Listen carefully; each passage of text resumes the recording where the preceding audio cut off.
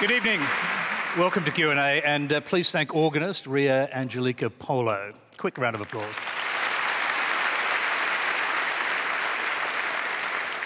I'm Tony Jones, and tonight we're broadcasting from the magnificent Melbourne Town Hall in collaboration with the International AIDS Conference, here to answer your questions.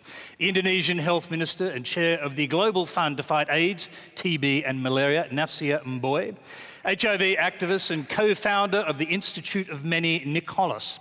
Former High Court judge and patron of the Kirby Institute for Infection and Immunity, Michael Kirby. Françoise Barré-Sinoussi, who won the Nobel Prize for the discovery of HIV.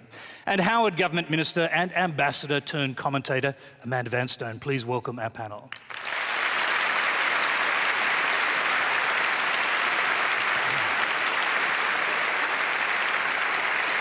Thank you. Q&A is simulcast on ABC News 24 and News Radio. You can join the Twitter conversation by using the Quanda hashtag on your screen. And please add @Quanda if you have a live question. Well, both the International AIDS Conference and tonight's Q&A take place in the shadow of the missile attack on MH17, which killed 298 people, including many Australians and at least 6 delegates to the conference.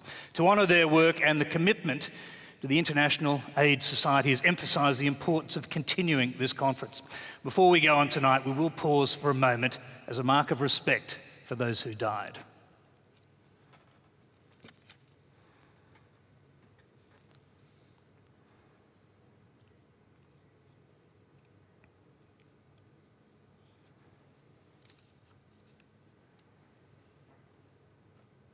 Thank you very much. Now, our first question tonight comes from Narelle Fearn. Good evening, everybody. This horrid event that we awoke to last week that lost lives of people who were respected people who were due to attend this conference.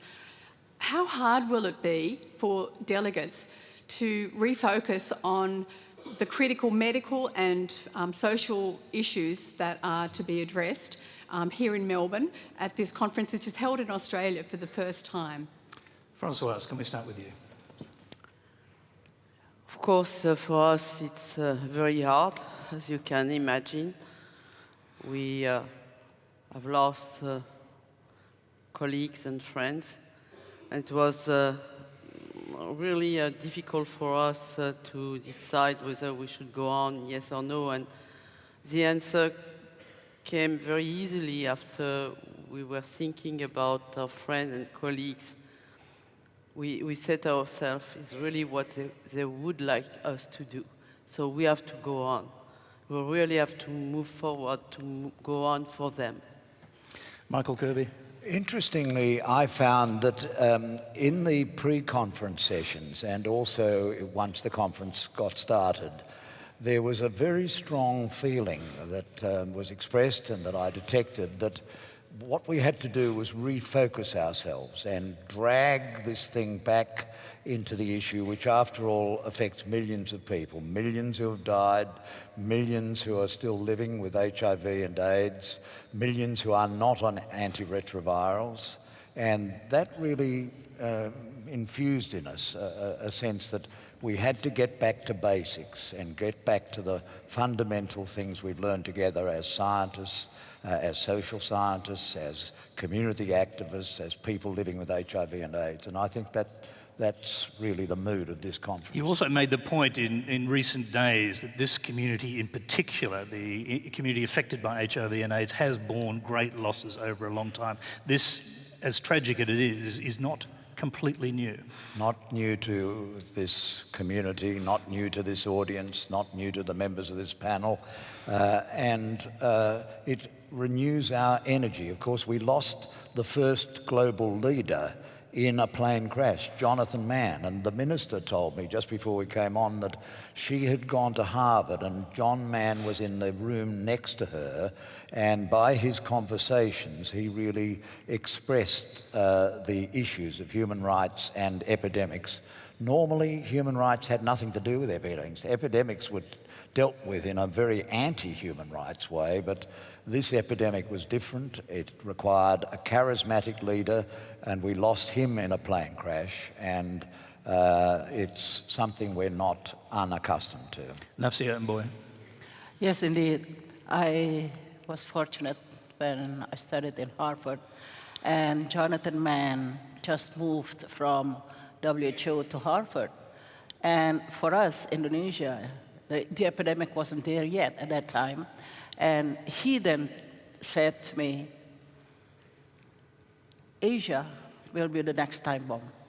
If you're not doing anything, you'll be sorry, because Asia has a huge population, and Africa will be peanuts if you don't start now. And I audited all his lectures, and indeed, human rights was very important.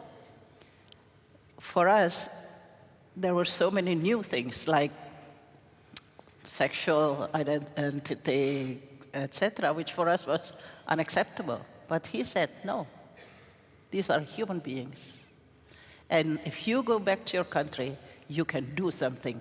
Do it. That's exactly his words. You know how he is. Holas. I mean, yeah, it's absolutely tragic that the movement has lost heroes in MH17, but I also think it's important to remember that the plane was lost in an act of military violence, and that war is a huge driver for HIV infections. And we must keep our eyes on what is happening in Ukraine at the moment and other conflict areas around the world, because that's where we see HIV exploding. Let's go, actually, since you've raised that, I'll go straight to our next question, which is from Jed Sweeney. Good evening, panel. Whilst he may not have pressed the actual button, do you believe that Mr. Putin has blood on his hands? Amanda Vanstone, let's start with you. Thanks for that.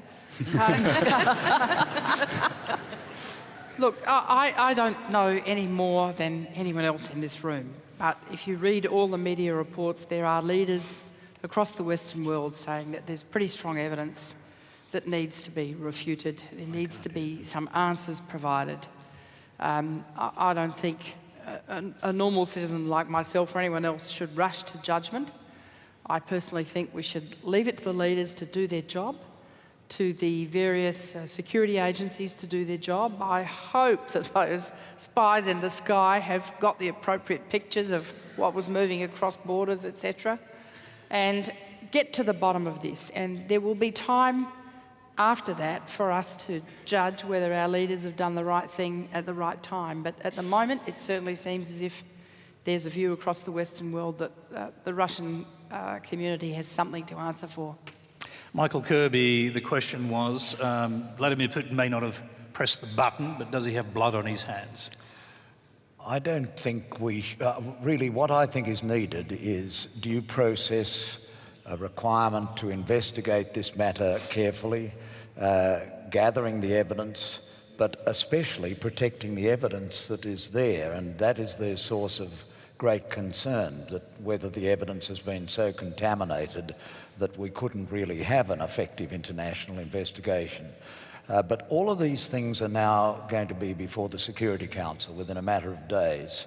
And having just gone through the process with North Korea, I can sort of picture the scene. I can see these guys working to try to find a consensus, and I think we'll probably get a consensus and an investigation, but hopefully the evidence will still be there that will make it possible to discover exactly what happened and who was responsible, not just who pressed buttons, but who was responsible for the potential to bring down a civilian aircraft over Ukraine. You talk about due process. This appears to be a crime against humanity, and I suppose the big question is, should it end up before the International Criminal Court? Yes, that occurred to me as another parallel for the report on North Korea, which I chaired, that recommended that the Security Council should be able to refer the matter of North Korea to the International Criminal Court. If you're not a party to the Rome Statute that sets up the International Criminal Court, only the Security Council can do that, so that there will be two questions. First, whether the evidence, an investigation, evidence can be gathered, and second, when that happens, depending on its outcome, whether the matter could be referred to the International Criminal Court for investigation. Françoise, your thoughts? Well, you know, I'm a scientist myself. I believe personally in evidences. And so I will say, as everybody said, let's wait for the investigation and see the data. Yeah, Nafsiah, do you have I mean, the Indonesian government will be watching this carefully, like so many. Do you have any thoughts? Yes, but what our president has stated is that besides the investigation now, the international community really should come together and talk about how do we prevent such tragedy happening again, because this is unacceptable to humanity. We, all of us, are responsible. All countries are responsible to say, okay, we should prevent this happening again. Let's move to the subject we really came to talk about. We would be talking about were it not for this disaster, and that is AIDS, HIV. The question is from Russell Harrower. Hi guys, I'm 26 years old and I've lived with HIV for the last 5 years. Now, we have PrEP, or what I know as PEP, which if treated within 72 hours of newly exposed, it can stop HIV or prevent HIV.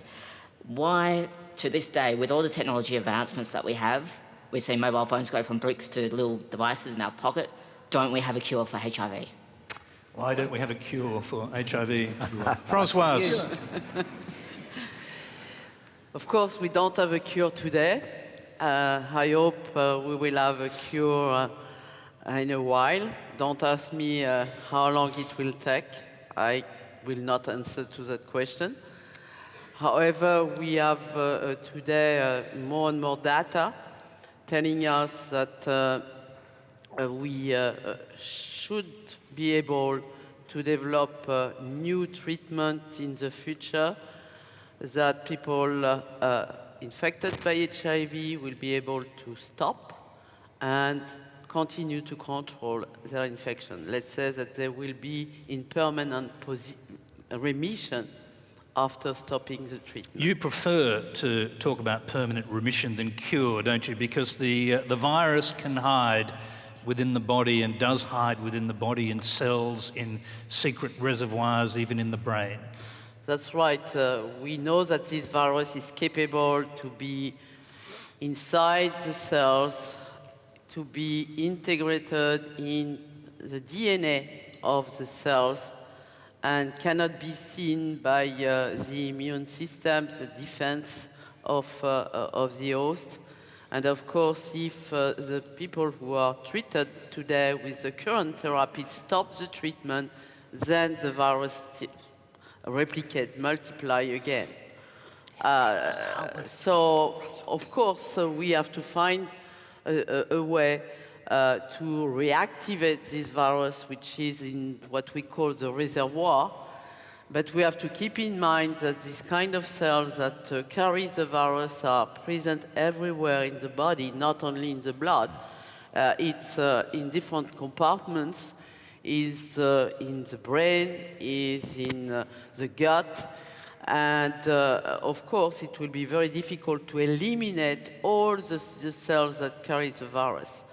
So it's the reason why we prefer to say remission, because you can have a very tiny amount of cells that carry the virus that can still be in some compartment of the body.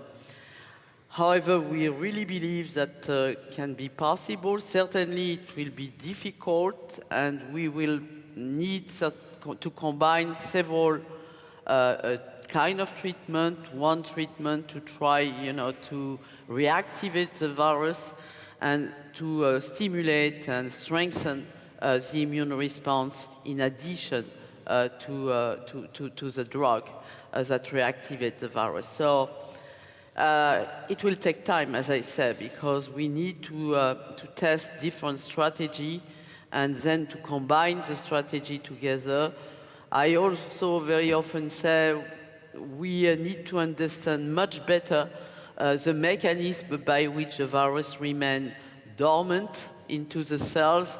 And if we understand better those mechanisms, then we could define a better strategy also in the future. So it's a long way. One very quick question before we go into the other panellists on this subject, and that is, there's been a fear in the past that HIV may mutate, may turn into an untreatable virus. Is that still a fear? I mean, since now more than 30 years that we are working on the virus, we don't have serious evidence that there is a mutation in the virus that shows that this virus is more infectious or more dangerous than the virus that we have today. Of course, we have to make a surveillance, of course. However, I can say that if you look what is going on in African monkey, for example, who are carrying the virus since years, we estimate that those monkeys are carrying the virus since more than 10,000 years. It is the opposite. Yeah. The monkey carries the virus, but they do not develop the disease. It's a kind of attenuation, not an attenuation of the virus, but an attenuation of the consequence of the infection in the monkey. And this is, by the way, a very nice model to try to understand why the monkey do not develop the disease. And we have information that are important also for the future treatment, indicating to us that there is less abnormal inflammation in the monkeys than we find in human or in pathogenic model in animal. And this is certainly one thing to take in consideration for the future treatment. Thank you, Françoise. Yes, Michael. Yes, sorry. Everyone wants to get in, which is good. Yeah, Michael's first. At the beginning of the epidemic, back in 1988, when I was appointed to the Global Commission on AIDS, Robert Gallo and Luc Montagnier, who were there, both said we will have a cure and a vaccine probably within 20 years. And here we are, we haven't got those. But we have made remarkable progress. It saved millions of lives, lots of suffering, great unhappiness. But I think it's very important for us always to remember that before AIDS came along, David Baltimore was working on a simian virus, a monkey virus, a retrovirus, and he didn't know AIDS was going to come. He was just interested as a scientist in this peculiar condition. And it teaches us that, unfortunately, you can't just put in a request and get an answer immediately. You've got to do pure science. You've got to fund pure science. You've got to fund it just because it's a very puzzling and interesting issue. And it was David Baltimore's, he got the Nobel Prize, by the way, his work on the simian virus in advance of our work that made it possible for us to stand on the shoulders of those who've gone But you know, before. everything is coming from basic science originally. Everybody has to keep that in mind. Yeah. Which we can identify in this country as a plea to keep funding basic science. Exactly.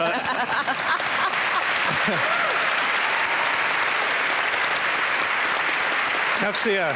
Yes. Well, adding to Russell's question, actually, I had wanted to ask the question, what about vaccination? Why do people have to go through the suffering of becoming sick if we can find vaccination, immunization? Can the scientists explain? As Michael said a few seconds ago, it has been said for years that vaccine will be there in 5 years. And then after 5 years later, it was no vaccine, and people will say, oh, we are on the right track now, we will have a vaccine in 5 years. And we still do not have a vaccine. You have to understand that the interaction between the virus and the body, it's a very complicated one, that this virus is capable to affect the cells that usually are there to defend the host, defend the human beings from infection or from any disease. So it's a very complicated virus and host interaction. It's also the fact that the virus is changing. Everybody heard about the variability, the high variability of this virus. But without giving any dates, because I'm somebody who don't like to give any false hope. what I am convinced is during the last, let's say, 5 years or so, there are progress now in the field of vaccine, if we can say so, at least in basic science, there is progress. The scientists have been able to develop very, very potent antibodies that are capable to protect at least animals from the infection and protect also the animals from the evolution to disease. And by the way, vaccine, we should not separate from cure research. Yes. Yeah. They are going together. So it should not be an opposition between cure research and vaccine research. We need both. Let me go to Nick. Definitely. You were infected only 2 years ago, and reflect on the question if you can, because it also talked about something which may change people's behaviour, and that is the PEP or PrEP pill, which can be used to make people at least feel secure against infection. Very secure. Firstly, I would just like to acknowledge Russell. Thank you very much for acknowledging your status as a person living with HIV. You just did that in front of 1 million people, and I think that's amazing.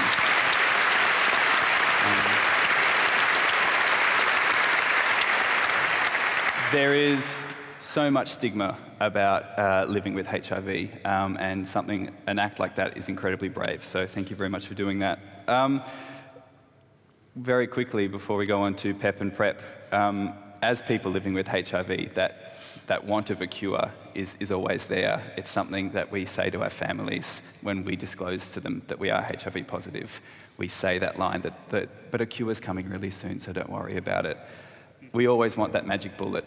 And you know, we must get on with the business of living with HIV and not just waiting for that magic bullet.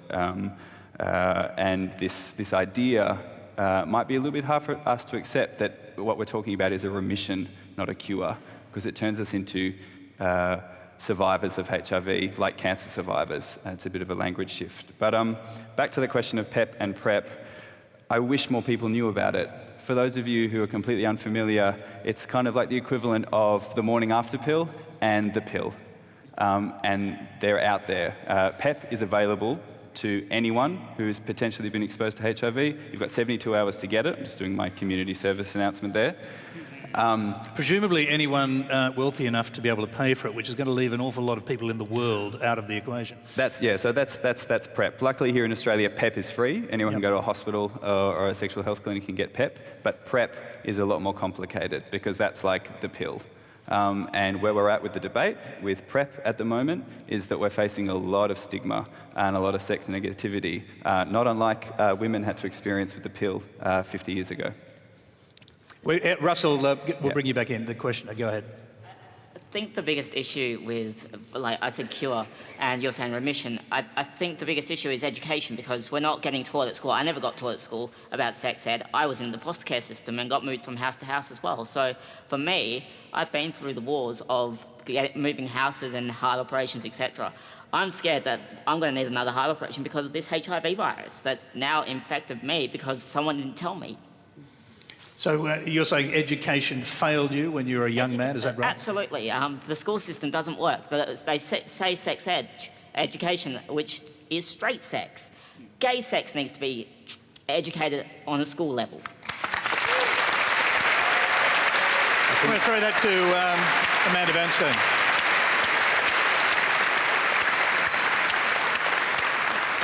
Interestingly, at our opening ceremony, we had a very young, tremendously impressive young woman from Indonesia, and she became infected through heterosexual sex with her boyfriend, and she made exactly the same point as you did. Yes. She said, I wasn't told, I wasn't warned, I wasn't educated.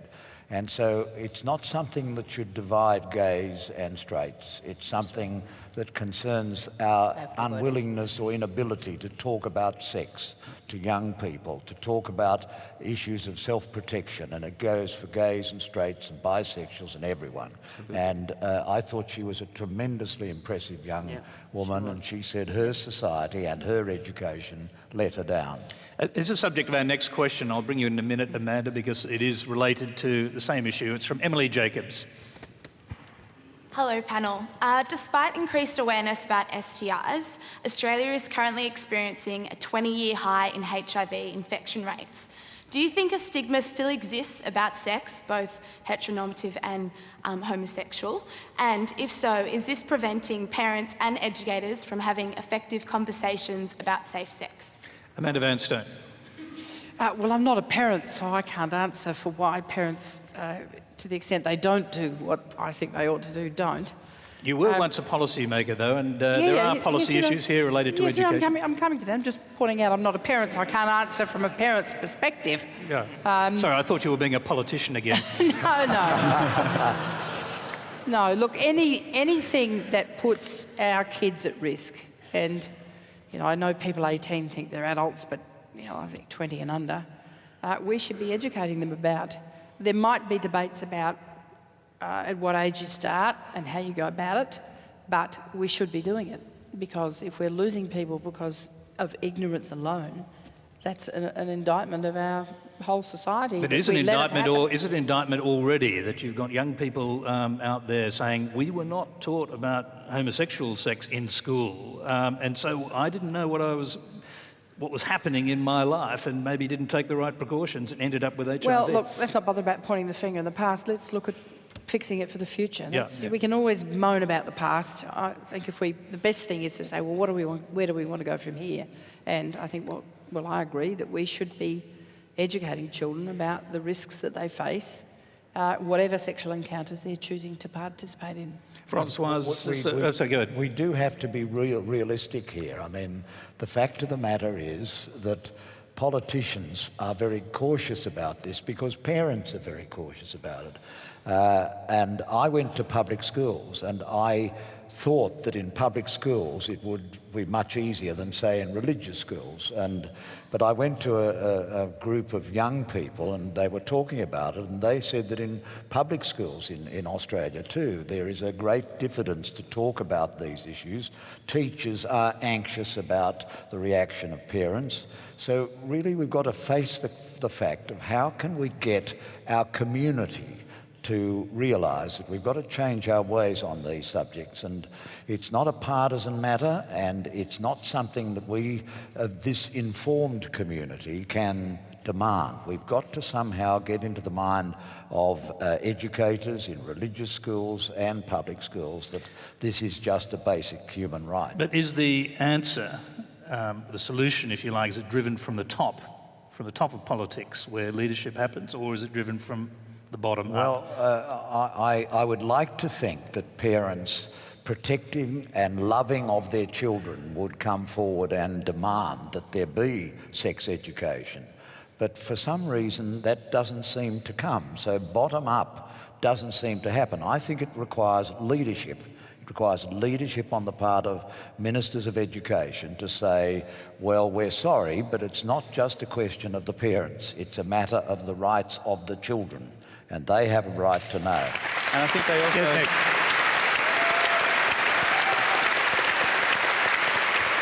I think, you know, Michael's point is so important, but it's also important to know that we have no national curriculum of sex education in this country, and instead what we've done is we are funding religious people to come into schools and, you know, influence children. I think it's, bringing parents into the debate about how, you know, their children can access sex ed is one thing, but removing them completely and just leaving kids exposed to bigoted beliefs is not the way forward, and we're going to have more kids lost and not knowing where to look and not knowing the questions to ask. Okay, thank you. I'm going to move along because we've got quite a few very good questions, and we'd like to get to as many as we can. The next one is from Nick Crudson. Good evening. My question was originally for Nick Holas, but I'd like to ask everyone on the panel to answer if they want to.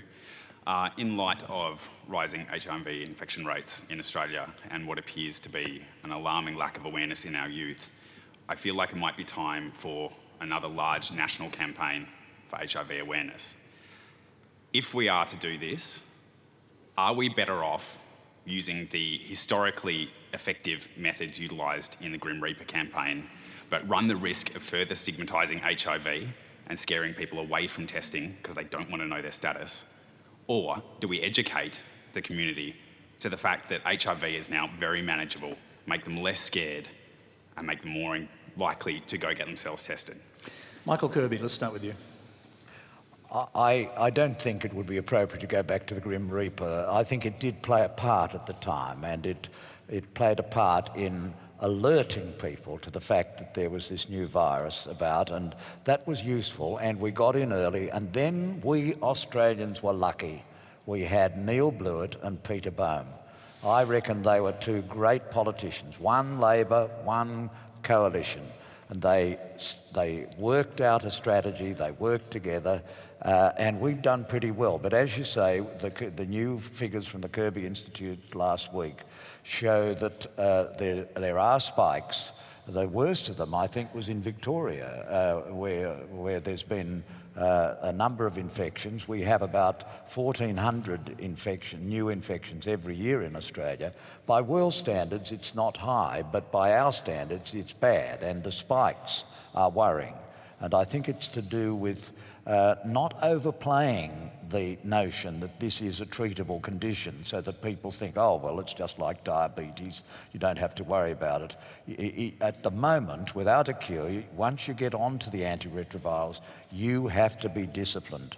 You've got to be disciplined all your life, and that isn't easy. And so I think it would need an entirely different campaign, and we've got to be careful with this talk about end of AIDS, because we're far from the end of AIDS as far as I'm concerned, particularly in Africa and the Caribbean, where the leaders will not take the steps that we have shown in Australia do have a very good impact.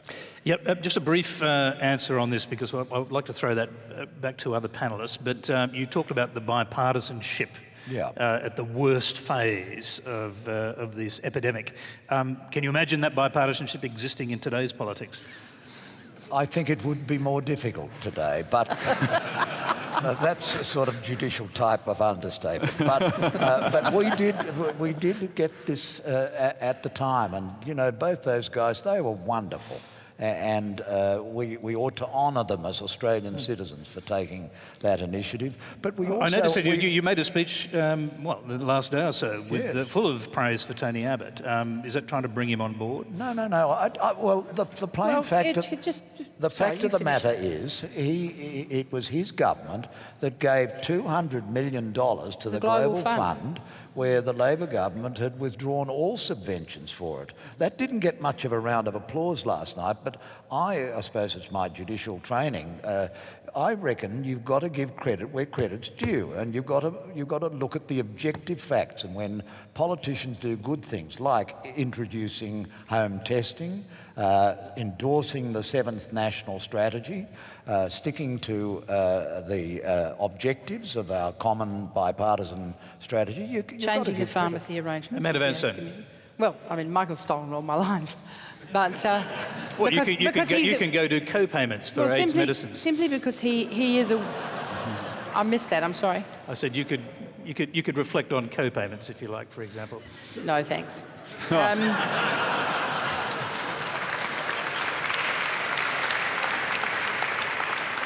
Just so you... Well, look, I don't want to be dragged off into that. That's a red herring. No, don't mistake what I said when I said no thanks. I think you're just trying to distract me off the point. Michael's made the very good point that there's an assumption amongst many in the community that the current government wouldn't be as bipartisan or supportive as in the past. And as Michael's pointed out, that's simply not the case. Tony Abbott and Julie Bishop reinstated funding to the Global Fund.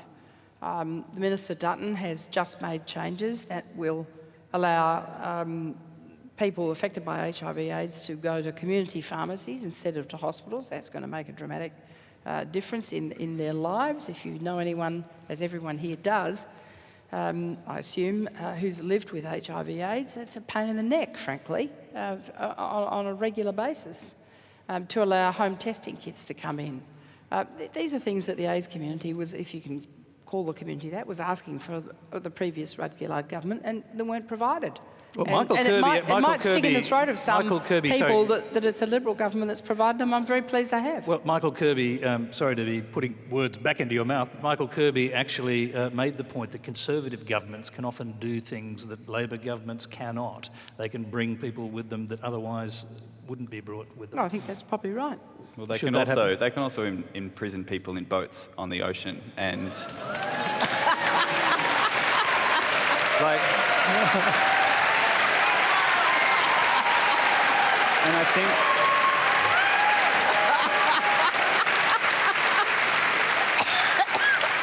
while I think we're not here to talk about that. We're here to talk about AIDS. Well, it affects us all. I think that reinstating $200 million to the Global Fund is a fantastic thing, and it's absolutely necessary for the global fight against HIV and AIDS. It's also important to note that the government has capped foreign aid on a big picture level at $5 billion, apart from an increase to PNG, basically as blood money. And I think that's also a very important point to point out, that while we must recognise when governments do positive things for positive people and for certain communities, we can never take our eye off the bigger picture, and a reminder that as positive people, we have it better than anyone else in the world.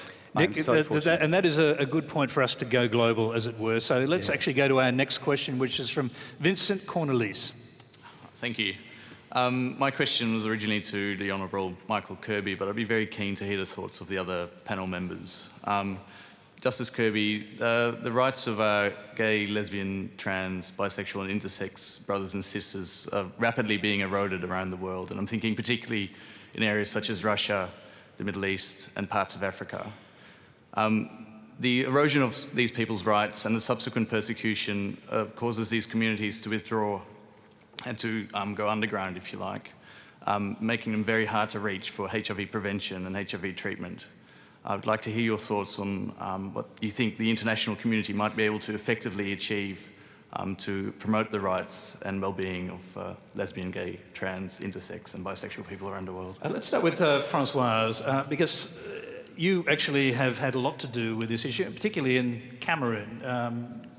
Tell us a little bit from that perspective. Yeah, in Cameroon, and also just to say first that the International AIDS Society, on the occasion of this AIDS conference, made what we call the Melbourne Declaration.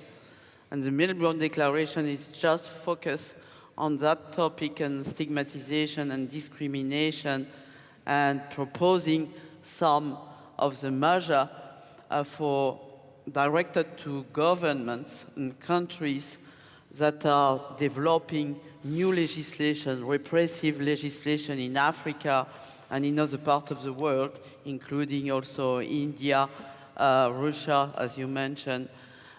So it's clearly one of the priorities of the International AIDS Society, and one thing which is discussed these days, whether organizations like Global Fund, for example, should continue to give funding in countries that are developing or are already a repressive measure for certain population. At least So you're talking specifically about laws aimed to stop homosexuality or to criminalise it? Yeah, in to criminalise African countries, it. yes. I mean, you were mentioning Cameroon. In Cameroon, the legislation is still there. I mean, the gay population is really affected by the police, and they are criminalized, they are put in jail only because they are gay. I mean, in this kind of country, clearly, we cannot continue like that. As you said, myself, I have met several times the First Lady in Cameroon, trying to convince her as the First Lady of a country, as an ambassador also in Africa for HIV/AIDS, to convince her husband, as she said, to take decision. The only decision that was taken was only for few weeks. Few gay Cameroonese gay people, gay person get out of the jail, and 3 months later, After the liberation of 3, it was 6 more in jail. So we cannot continue like that. Let me go to Michael Kirby on this before the other panellists. Russia has new discriminatory laws. Uganda, Nigeria, the Cameroons, Brunei all have laws effectively criminalising homosexuality. What do you think should happen? Well, actually, we're the last to really talk about this because the British Empire left many good legacies, but one of the bad legacies was the provision against gays and gay sex. And unfortunately, this is a big puzzle. We've reached a real logjam. Everyone tells them of how contrary to the struggle against HIV this is, how it really impedes the effort. Everyone knows that that's the case, but you can talk till you're blue in the face, but nothing gets done. I mean, this is a real puzzle. How do you get leaders who in their own countries are sovereign to change their ways, to change their laws, even in the face of the best objective evidence?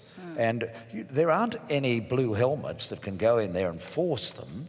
So how can you do it? And all we've got available to us at the moment are persuasion, meetings of conferences like this, and also the realpolitik that in the end taxpayers in countries like Australia and the United States and so on are not going to go shelling out very large amounts of money to the global fund if they don't protect their own citizens.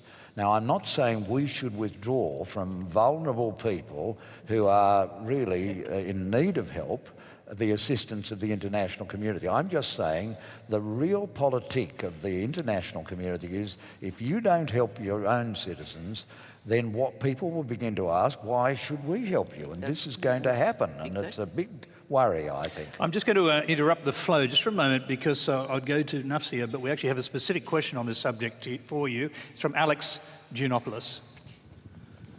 Nafsiah, there are over 600,000 people currently living with AIDS in Indonesia. A unique challenge that faces your government is implementing programs which on the one hand have the potential to stem this problem, but on the other hand, potentially are able to offend certain segments of the Muslim community. How are you striking that balance? I don't understand the question. Are you effectively being stymied in your efforts to distribute clean needles or, for example, condoms by religious figures in Indonesia, Islamic religious figures? Oh, yes.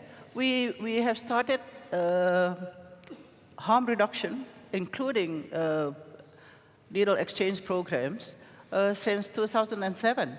And HIV prevalence among people who inject drugs have gone down very just straight like that. And they have access to free testing and free treatment as well. This has been a fight for you, though, hasn't it? Oh, yes. It was a fight.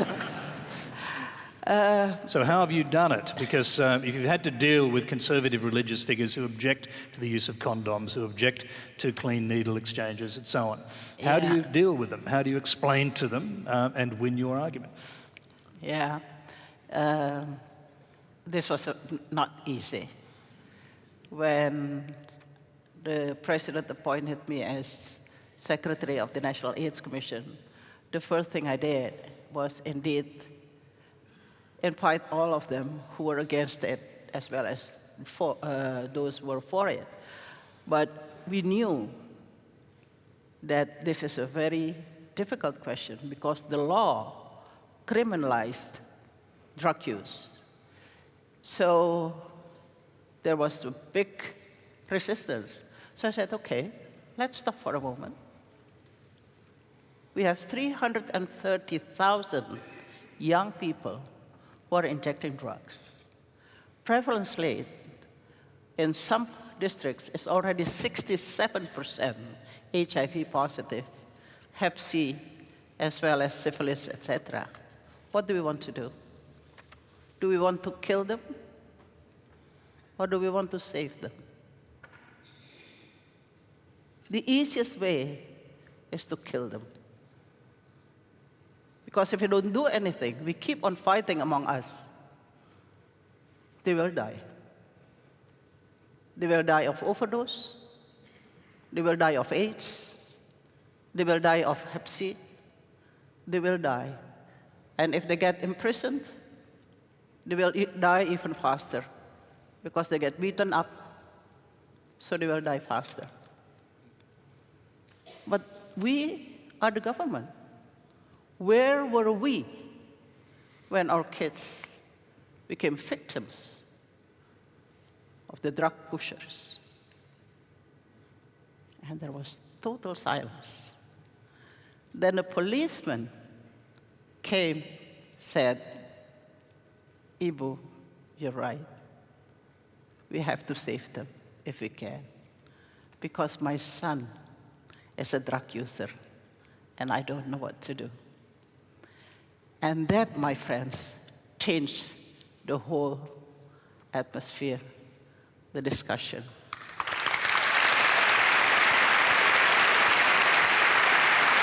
Thank you. Thank you, Nafsiah. We'll actually, if we can go closer to our country within the region now, let's go to a question from Paisan Daku Lala. Good evening, panel. My question is on the strategic information to guide Papua New Guinea. Papua New Guinea's HIV/AIDS response, which remains weak and non-existent, leaving many to wonder if the country could still be heading towards the sub-Saharan African-style epidemic. Given the latest data which suggests the epidemic is concentrated in certain key affected populations, do you think this epidemic is still a possibility? And I should add that Paisan is PNG's Deputy Secretary for Health. I'll start with Michael Kirby, our nearest neighbour. A very large concentration of HIV, people infected with HIV, and a very small amount of money to do anything to fix it. Yes, I think, as has been said, recent budgetary allocations have been increased to assist Papua New Guinea. And I may not have the most up-to-date data, but my understanding was that good progress had been made in the epidemic in Papua New Guinea. Now, that's just an objective question, and you'd have to get the facts. Whatever the infection is, whatever the rate of infection, it's a serious matter for Papua New Guinea, and it's a serious matter for Australia because of the fact that a virus can enter Australia much more easily than a little boat. And that is, I think, realised by government.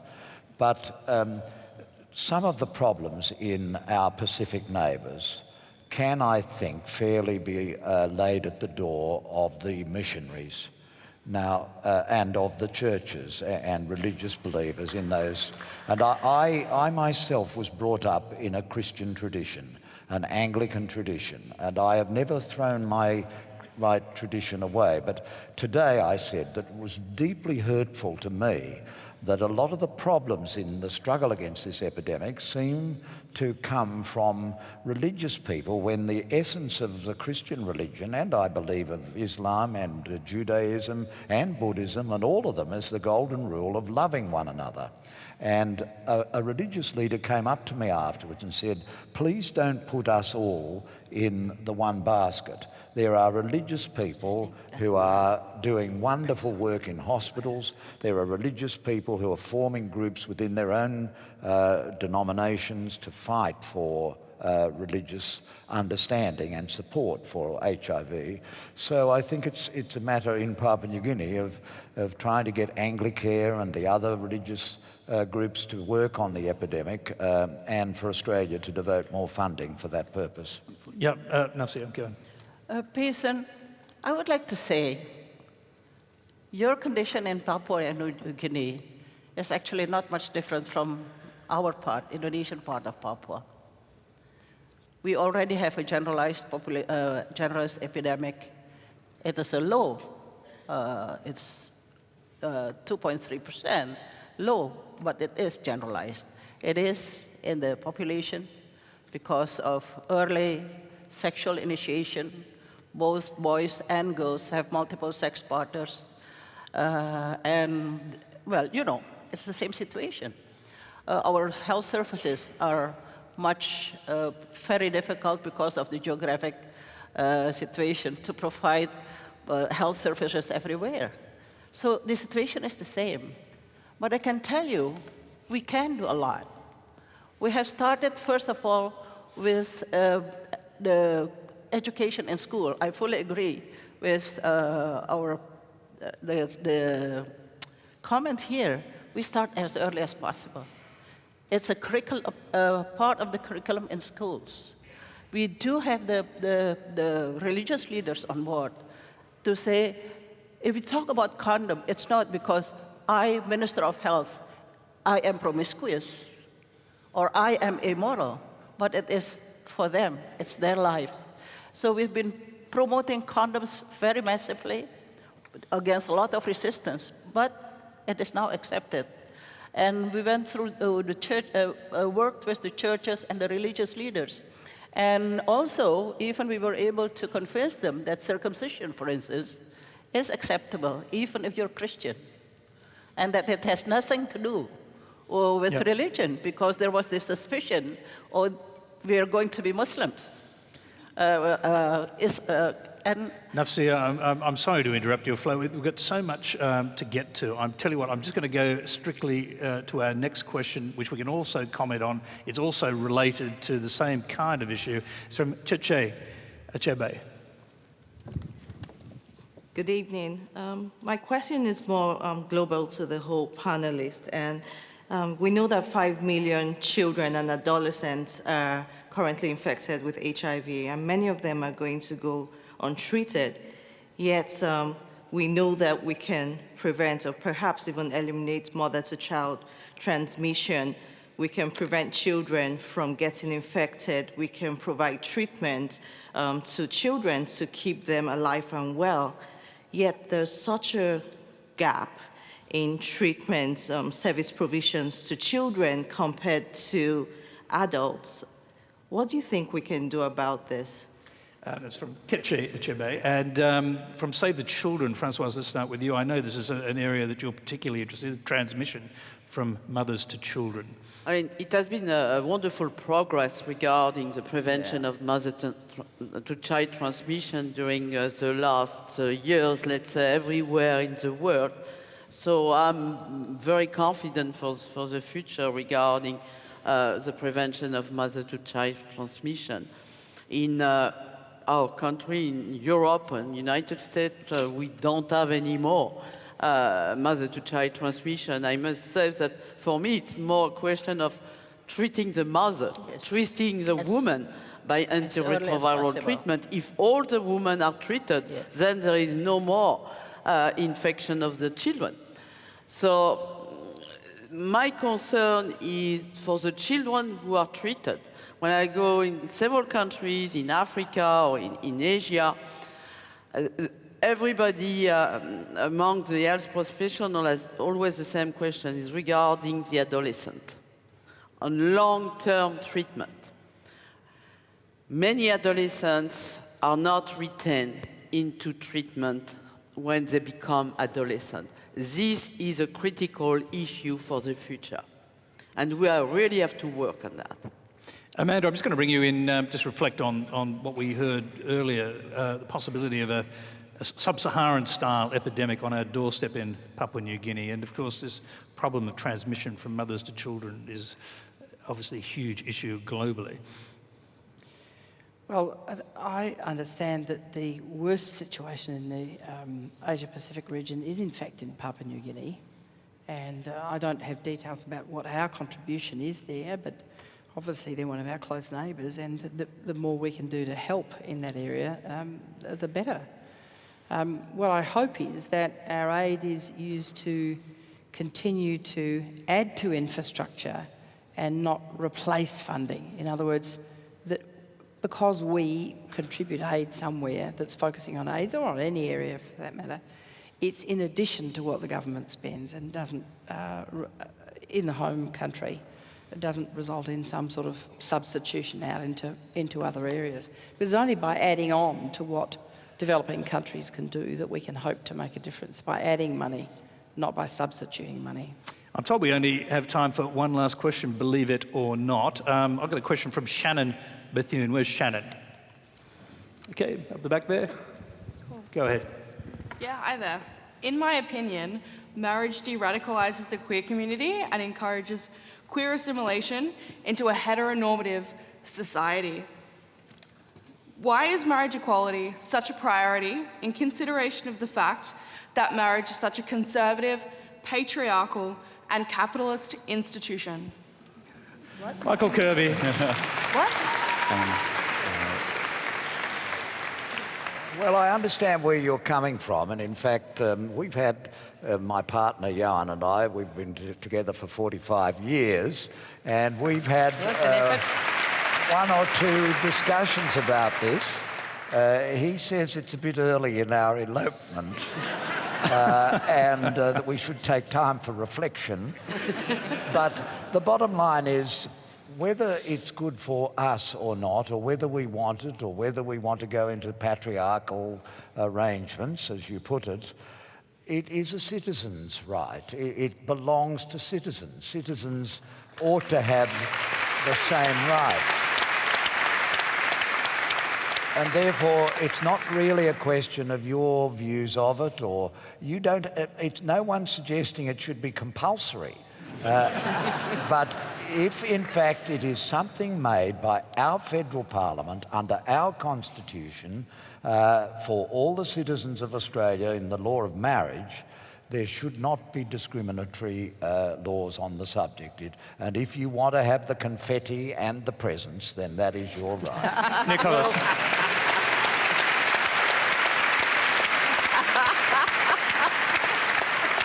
Look, the confetti maybe. My challenge to LGBTIQ and total queer solidarity with you, Shannon, because I'm kind of more in your camp, pardon the pun.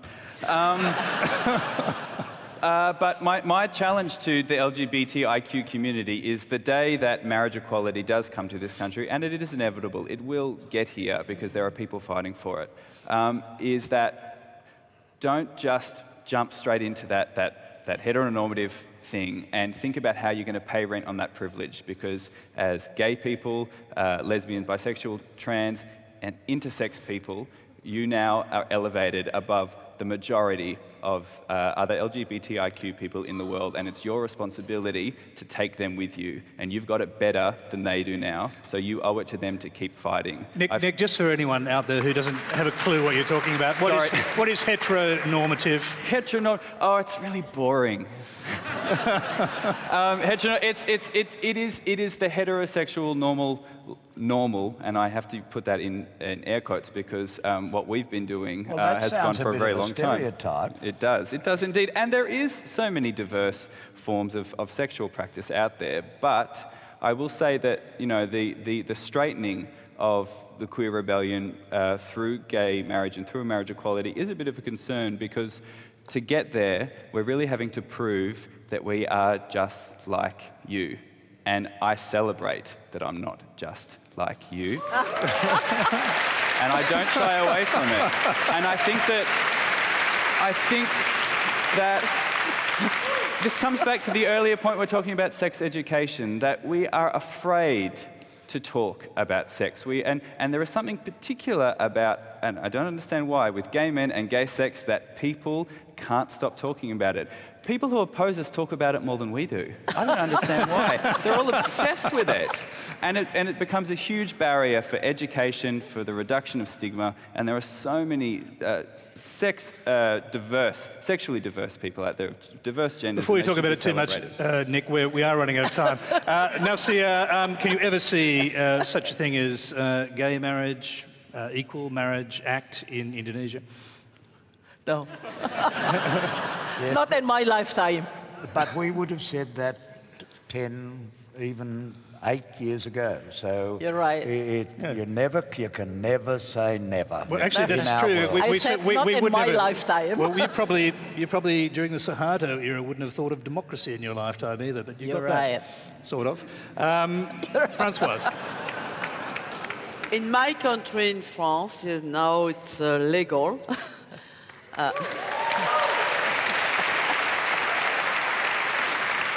Not so long ago, last year only, and it has been a lot of discussion, conflict, demonstration in the street, and I am ashamed about this situation in the country. I never thought that after so many years, we were so, let's say, so far away from accepting the equity.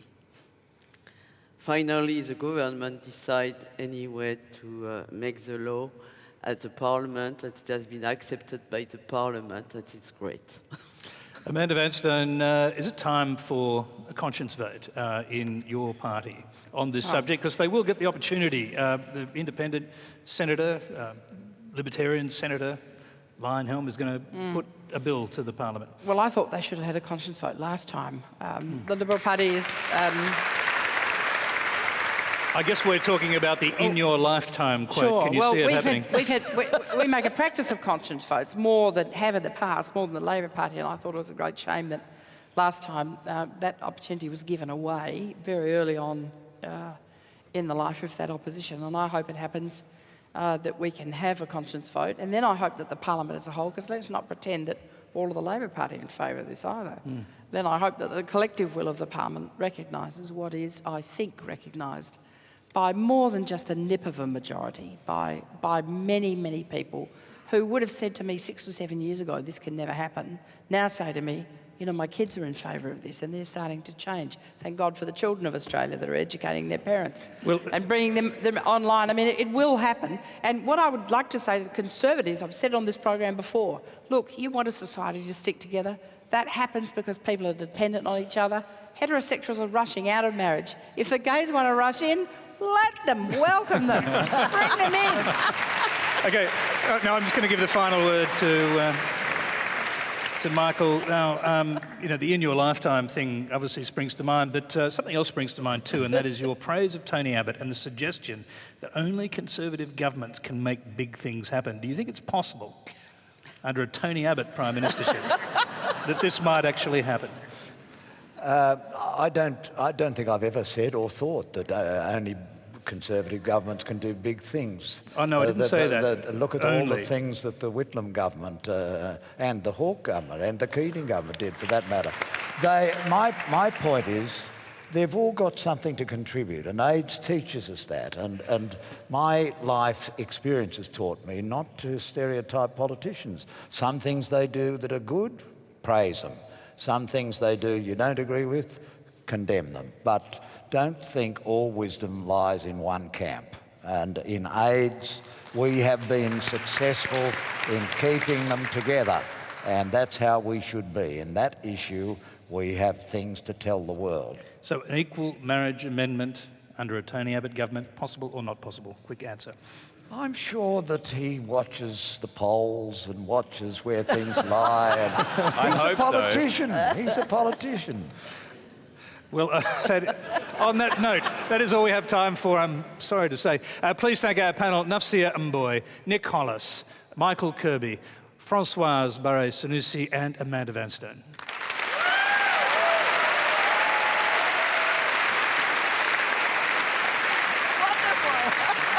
Thank you. Thank you very much. And a special thanks to the International AIDS Conference, Melbourne Town Hall, and our wonderful audience. Quick round of applause you can give yourself.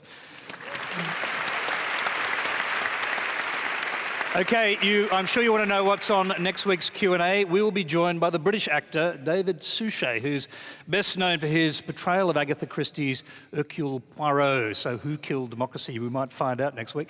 The Minister for Agriculture and Deputy Leader of the Nationals, Barnaby Joyce. The Shadow Minister for the Environment and Climate Change, Mark Butler. Avid Agatha Christie reader and chair of the Prime Minister's Literary Prize for Fiction, Louise Adler.